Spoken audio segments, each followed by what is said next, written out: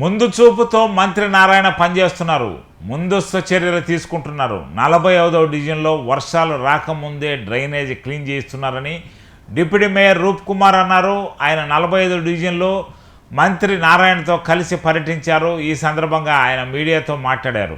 రాజధాని నిర్మాణంలో బిజీగా ఉన్న మంత్రి నారాయణ నెల్లూరును మరవకుండా రోజుకోసారి దర్శించిపోవడం గర్వకారణమని ఆయన సూచించారు. వర్షాకాలాన్ని దృష్టిలో పెట్టుకుని నగర నియోజకవర్గం నుంచి ప్రాతినిధ్యం వస్తున్నటువంటి పెద్దలు రాష్ట్ర పురపాలక శాఖ మంత్రులు డాక్టర్ పొంగూరు నారాయణ సార్ నెల్లూరు నగరం నుండి ప్రవహిస్తున్నటువంటి అన్ని మేజర్ డ్రైన్లు, ప్రధాన కాలువలు 40 మేజర్ డ్రైన్లో అన్నిటిలో కూడా పూడికి తీయాలా.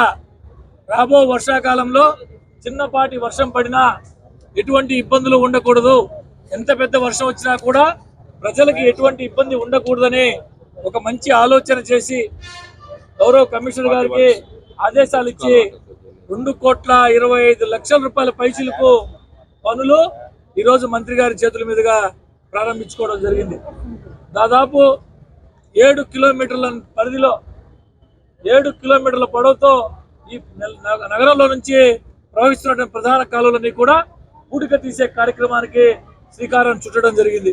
ఇదే కాకుండా నగర ప్రజలకు కావాల్సినటువంటి అన్ని మౌలిక సదుపాయాల కల్పనలో అటు అభివృద్ధి ఇటు సంక్షేమం రెండు సమపాళ్ళలో చూసుకుంటూ రాష్ట్ర మంత్రిగా ఎంతో బిజీగా ఉన్నటువంటి మంత్రి గారు అమరావతి రాజధాని నిర్మాణంలో కీలకమైన భాగస్వామిగా ఉన్నటువంటి మంత్రి గారు తనకి ఓట్లేసి గెలిపించినటువంటి నియోజకవర్గ ప్రజలకి తన వంతు అన్ని రకాల చేయాలని చెప్పి ఆలోచనతో మంచి పనులు చేస్తున్నటువంటి నారాయణ సార్ గారికి ప్రజలందరూ ఆశీస్సులు ఉండాలని చెప్పి మనస్ఫూర్తిగా కోరుకుంటున్నాను.